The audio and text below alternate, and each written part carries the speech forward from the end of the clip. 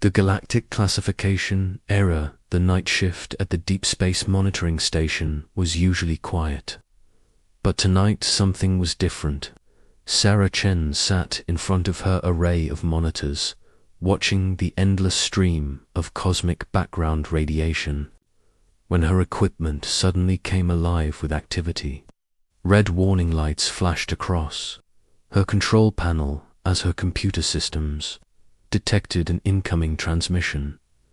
Sarah had been working as a communications officer for the Global Space Defense Initiative for 5 years, and she had never seen anything like this. The signal was clearly artificial, structured in complex mathematical patterns that could only come from an intelligent source. Her heart raced as she realized she might be witnessing humanity's first contact with alien intelligence. She quickly activated the recording systems and began running the signal through every decryption protocol she knew. The transmission was incredibly sophisticated, using quantum encryption methods that were beyond current human technology. But after 3 hours of intense work, she managed to decode enough of the message to understand its basic structure. What she found made her blood run cold. The transmission was not meant for Earth. It was a routine data update being sent between 2 alien civilizations, and it contained detailed information about hundreds of intelligent species throughout the galaxy. Sarah scrolled through the massive database, her eyes widening as she read the classifications assigned to different worlds. The Zenthari Collective, a species known for their peaceful meditation practices, was classified as extreme threat level. The Harmony Builders, who had never fought a war in their recorded history, were marked as maximum caution required. Species after species of peaceful civilizations were labeled as dangerous, while aggressive warrior races were classified as manageable risk. And then Sarah found Earth. Human species, soul system, classification, minimal threat, level status, dormant. The entry was brief, almost dismissive. According to the alien database, humans were considered barely worth monitoring. Their technology was primitive, their military capabilities were limited, and their potential for galactic influence was negligible. Sarah stared at the screen in disbelief. How could aliens who had been watching Earth classify humanity as harmless? She immediately contacted Dr. Marcus Rodriguez, the station's chief xenobiologist, and Captain Alina Vasquez, their military liaison. Both arrived within an hour, drawn by the urgency in Sarah's voice. Dr. Rodriguez was a tall, thin man with graying hair and intense brown eyes. He had spent his entire career studying the possibility of alien life, and his hands trembled slightly as he reviewed Sarah's findings. Captain Vasquez was younger, with short black hair and the bearing of someone who had seen combat. She examined the data with a tactical mindset, looking for threats and opportunities. "This doesn't make sense," Dr. Rodriguez said, pushing his glasses up his nose. "Look at these classifications. The peaceful assembly of Kepler-4, 4-B, is listed as extreme threat. But they've never harmed another living being. Their entire civilization is based on non-violence and mutual cooperation." Captain Vasquez studied the military assessments. Meanwhile, the Bloodclaw Empire is classified as moderate risk. These creatures have conquered 12 star systems and enslaved entire populations. How are they less dangerous than space monks? Sarah pulled up more data from the transmission. There's something else. Look at this section about monitoring protocols. Every species classified as high threat has multiple surveillance satellites watching their home worlds. But Earth, we have almost no monitoring presence. The 3 of them worked through the night, analyzing every piece of data they could extract from the transmission. They discovered that the alien classification system was based on something called the Galactic Threat Assessment Matrix, which evaluated species based on dozens of factors, including technology level, aggression patterns, expansion capabilities, and something mysterious called evolutionary warfare potential. Dr. Rodriguez made a disturbing discovery. Every species marked as high threat shares certain characteristics. They all have strong social bonds. They prioritize group survival over individual interests, and they show what the aliens call protective aggression patterns. What does that mean? Sarah asked. It means they don't fight for conquest or resources. Captain Vasquez answered grimly. They fight to protect others. And according to this data, that terrifies these aliens more than any weapon. As dawn broke over the monitoring station, Sarah intercepted another transmission. This one was marked as priority alert and was being broadcast to multiple alien civilizations. The message was simple but chilling. Sol 3 inhabitants showing increased space activity. Recommend continued classification as minimal threat but increase monitoring protocols. Project Sleeping Giant parameters remain stable. The three humans stared at the message in stunned silence. Project Sleeping Giant. The implications were terrifying. Dr. Rodriguez was the first to speak. They're not classifying us as harmless because we're weak. They're classifying us as harmless because they think we're asleep. Over the following days, the team worked frantically to decode more transmissions and understand the full scope of the alien classification system. They discovered that the galactic community was divided into two major factions: the hegemony, which consisted of aggressive expansionist species, and the collective, which was made up of peaceful civilizations. But both factions agreed on one thing: humanity was to be left alone at all costs. Sarah found references to something called the Terran Protocols in multiple transmissions. The protocols were ancient, predating most of the current galactic civilizations, and they contained strict guidelines about interaction with Earth, no direct contact, no interference with human development, no weapons sales to neighboring systems that might threaten human space. It's like they've built a quarantine around our entire solar system, Captain Vasquez observed. But why? The answer came from an encrypted historical archive that Dr. Rodriguez managed to decode. The file was labeled Preliminary Assessment. Sol 3 inhabitants, confidential report to Galactic Council. The report was written by an alien xenobiologist who had been secretly studying human civilization for decades. Sarah read the key passages aloud. The Terran species exhibits unprecedented levels of what we term pack bonding behavior. They form emotional attachments not only to their own kind but to other species, including those they have never encountered. Historical analysis shows that Terrans will risk their lives to protect beings they consider innocent or defenseless, even at great cost to themselves. Their warfare patterns are unlike any other species in the galaxy. They do not fight for territory, resources, or dominance. They fight to protect. When threatened, individual Terrans have been observed to sacrifice themselves to save others, including members of different species. This behavior extends to their cultural and technological development. Most disturbing is their capacity for rapid technological advancement when motivated by protective instincts. Our projections suggest that if Terrans believed their pack was threatened by external forces, they could advance their technology by centuries within a single generation. The report concluded with a recommendation that would change everything.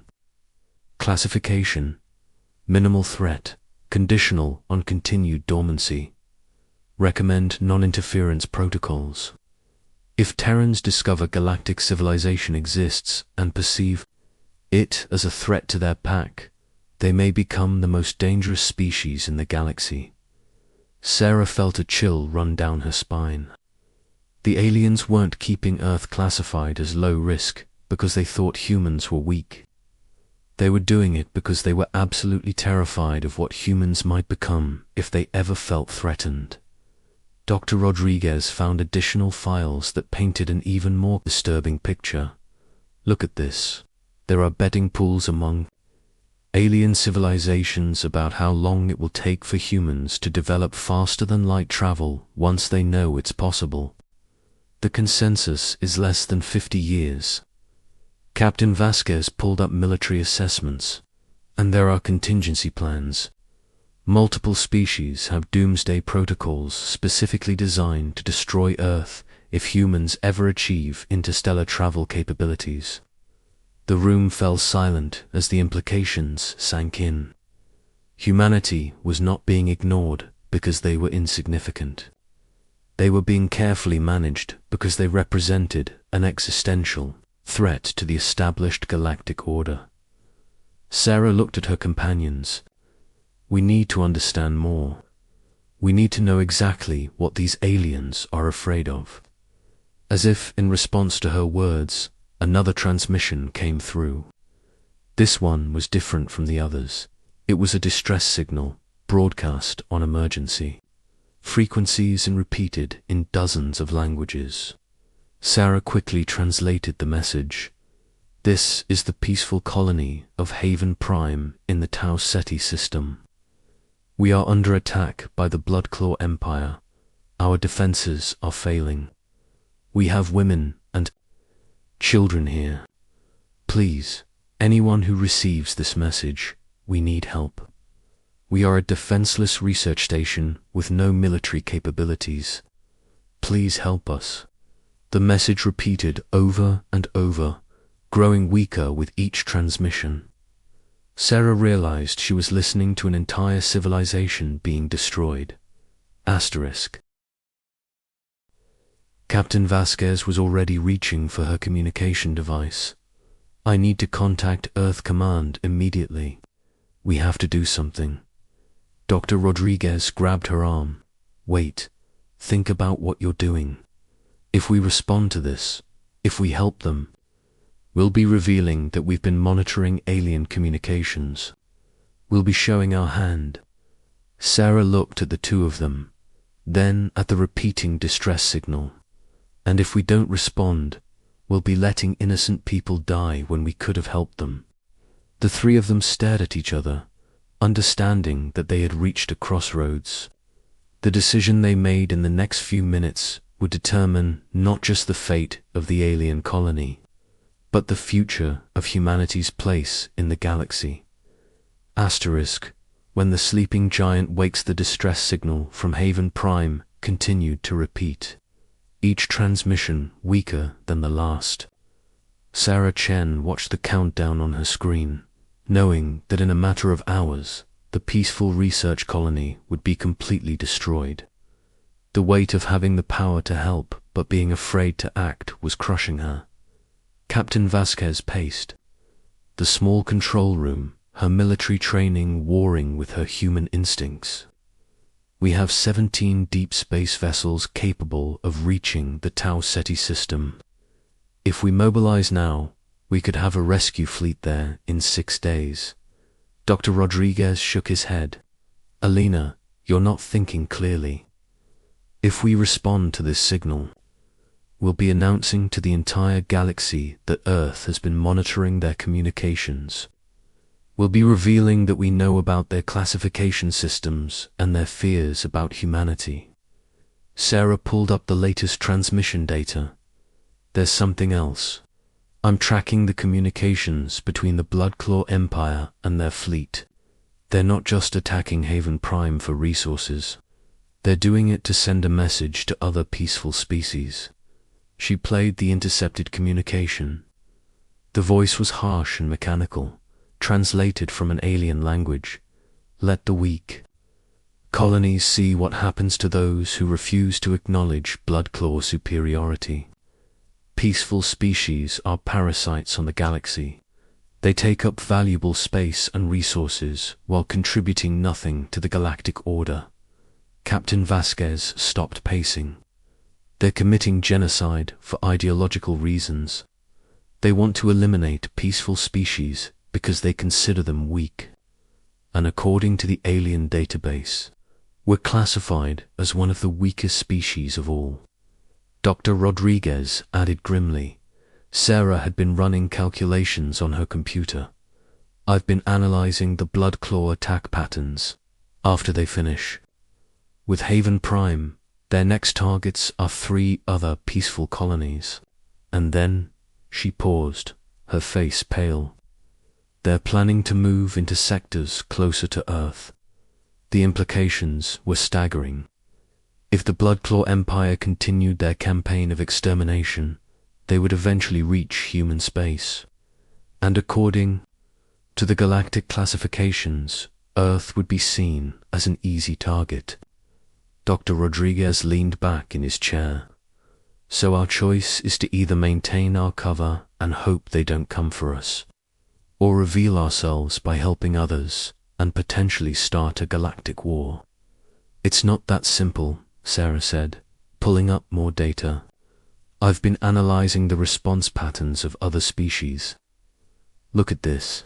She showed them a map of the galaxy with different colored dots representing various civilizations. Every time the Blood Claw Empire attacks a peaceful colony, nearby species go silent. They cut off communications, withdraw their ships, and basically hide until the threat passes. Captain Vasquez studied the map. They're all afraid. Exactly. But look at this. Sarah highlighted a cluster of species near the galactic core. The Harmony Collective lost 3 colonies to Blood Claw attacks. But instead of hiding, they've started forming defensive alliances. They're sharing technology and coordinating their defenses. Dr. Rodriguez looked at the data with new understanding. That's why they're classified as extreme threat. It's not because they're violent. It's because they don't run away when others are in danger. Sarah nodded. And that's what the aliens are afraid of in humans. Not our weapons or our technology, but our tendency to get involved when others are being hurt. The distress signal from Haven Prime suddenly changed. A new voice came through, younger and more desperate. This is Dr. Kira Voss, Chief Medical Officer of Haven Prime. The Blood Claw forces have breached our outer defenses. We're evacuating the children to emergency shelters, but we won't be able to hold them for long. Please, if anyone can hear this, we have over 2,000 civilians here, including 500 children. We're not soldiers. We're teachers and scientists and doctors. Please help us. The transmission was cut off by the sound of explosions in the background. Captain Vasquez was already moving toward her communication equipment. I'm calling Earth Command. We can't just listen to this and do nothing.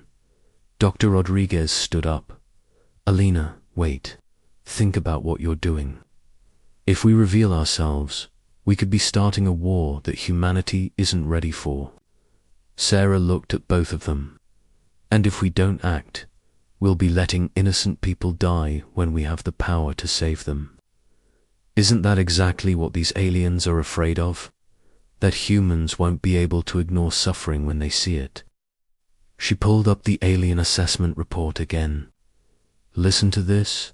Terrans exhibit unprecedented levels of pack bonding behavior. They form emotional attachments not only to their own kind but to other species, including those they have never encountered. They're afraid of us because we care about others. Captain Vasquez was already on her communicator. Earth Command, this is Captain Vasquez at Deep Space Monitoring Station Alpha. We have a Code Black situation. We've intercepted alien communications indicating a genocide in progress. Requesting immediate authorization to mobilize rescue operations. The response came quickly. Captain Vasquez, please clarify. Are you saying we've made contact with alien civilizations? Negative, Command. We've been monitoring their communications. There's a peaceful colony under attack by a hostile force. They're requesting assistance. There was a long pause. Then, Captain, you're asking us to authorize military intervention in an alien conflict.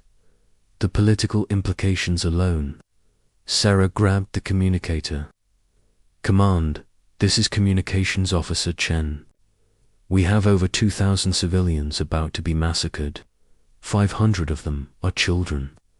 We have the capability to help them, and they're asking for our help. Another pause.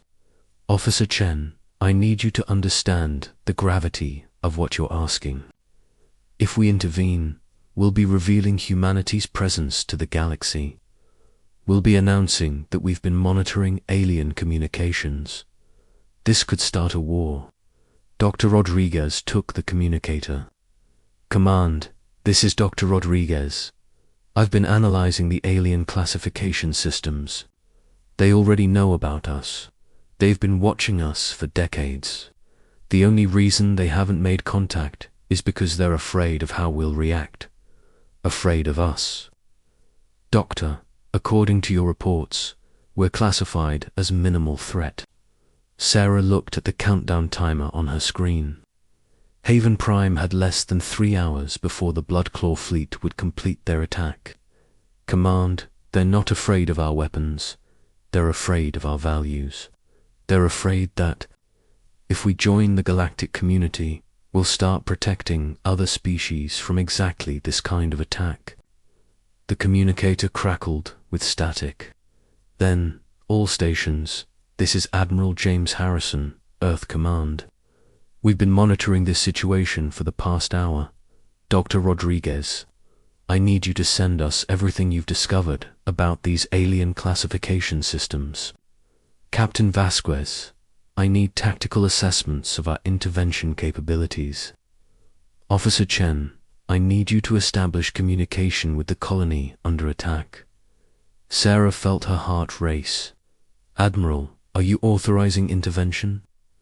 Officer Chen, I've been in the military for 30 years. I've seen what happens when good people do nothing while others suffer. If these aliens are afraid of human values, then maybe it's time they learned what those values really mean. The next few hours were a whirlwind of activity. Earth Command mobilized a fleet of 17 deep space vessels, each equipped with the most advanced weapons and defense systems humanity had developed. The ships were designed for exploration and defense, but they could be adapted for rescue operations. Sarah worked frantically to establish communication with Haven Prime. When she finally made contact, the relief in Dr. Voss's voice was overwhelming. This is Dr. Voss. Who am I speaking to? Doctor, this is Sarah Chen from Earth. We received your distress signal. We're sending help. There was a long pause. Earth, you mean the Sol system. But your species is classified as How are you? It's a long story, Doctor. Right now, we need to focus on getting you and your people to safety. We have 17 ships en route to your position. They'll arrive in 5 days. Dr. Voss's voice was shaky with emotion. 17 ships. But why? Why would you risk your ships for strangers? Sarah looked at Captain Vasquez and Dr. Rodriguez. Because that's what humans do, Doctor. We protect people who need protecting. As the human fleet made its way toward Tau Ceti, Sarah continued monitoring alien communications. The galaxy was buzzing with activity. Word of the human intervention was spreading rapidly, and the reactions were exactly what the team had expected. Asterisk. The Bloodclaw Empire was dismissive, so the weak Terrans finally reveal themselves. 17 primitive ships against our battle fleet. They will be destroyed as easily as the Haven Prime colony. But other species were reacting differently. The Harmony Collective was mobilizing their own fleets. The Zenthari Collective was ending their meditation practices and preparing for war. Dozens of peaceful species were suddenly coordinating their defenses and sharing technology. Dr. Rodriguez was monitoring the galactic communication networks. Sarah, you need to see this. The Galactic Council is meeting in emergency session. They're discussing the Terran activation event. Sarah pulled up the transmission. The council was in chaos. Representatives from dozens of species were arguing about how to respond to humanity's intervention. The Terrans have violated the non-interference protocols, one representative was saying. They've revealed their monitoring capabilities and are intervening in galactic affairs. And they're doing exactly what we feared they would do, another replied. They're forming alliances with peaceful species. They're militarizing the defensive coalitions. A third voice, older and more authoritative. The sleeping giant has awakened. The question now is whether we can contain the consequences, or if we're witnessing the beginning of a new galactic order. Captain Vasquez was receiving updates from the human fleet. They've reached the Tau Ceti system. The Bloodclaw fleet is 3 times larger than we expected, but our ships are holding there. Sarah was tracking the battle through alien communications. The Bloodclaw commanders were shocked by human tactics. Instead of engaging in traditional space combat, the human ships were using hit-and-run tactics, coordinated attacks, and, most importantly, they were prioritizing the protection of civilian evacuation ships. The Terrans are not fighting to destroy us, one Bloodclaw commander reported. They're fighting to protect the colony. They're sacrificing tactical advantages to keep civilians safe. The battle lasted for 6 hours. When it was over, the Bloodclaw fleet had been defeated. But more importantly, every civilian on Haven Prime had been safely evacuated. The human fleet had taken heavy damage, but they had achieved their primary objective, protecting innocent lives. The galaxy's reaction was immediate and profound. Within hours, dozens of peaceful species were requesting alliance with Earth. The Harmony Collective was sharing their advanced medical technology. The Zenthari Collective was offering their meditation techniques for psychological healing. But the most significant change was in the galactic classification system. Sarah intercepted the updated database entry for Earth. Human species, Sol system, classification, redacted status, active threat level, existential note, recommend immediate diplomatic engagement. Terran pack, bonding behavior, confirmed. Species will prioritize protection of others over personal safety. Galactic balance permanently altered. Dr. Rodriguez looked at the new classification. Existential threats. They're not afraid of us conquering them. They're afraid of us changing everything. Sarah smiled as she read the messages pouring in from grateful colonies throughout the galaxy. Maybe that's exactly what the galaxy needs. Maybe it's time for things to change. Captain Vasquez was coordinating with the returning human fleet. Admiral Harrison wants to establish a permanent presence in the Tau Ceti system. We're going to build a joint human-alien research station with Haven Prime. Sarah looked at her companions. So the sleeping giant is awake. The question is, what are we going to do now? Dr. Rodriguez pulled up a map of the galaxy showing the locations of peaceful species under threat. I think we're going to do what humans have always done. We're going to protect the people who need protecting. The transmission ended with a new message being broadcast on all frequencies, this time originating from Earth. This is Admiral Harrison of the Terran Defense Force. To all peaceful species in the galaxy, you are not alone. To all aggressors, threatening innocent lives, you have been warned. The age of hiding is over. Humanity has joined the galactic community, and we stand with those who cannot stand for themselves. Sarah smiled as she watched the reactions flooding in from across the galaxy. The aliens had been right to be afraid, not because humans were violent or aggressive, but because they were something far more dangerous. They were beings who would risk everything to protect others, even strangers from distant worlds. The sleeping giant had indeed awakened, and the galaxy would never be the same.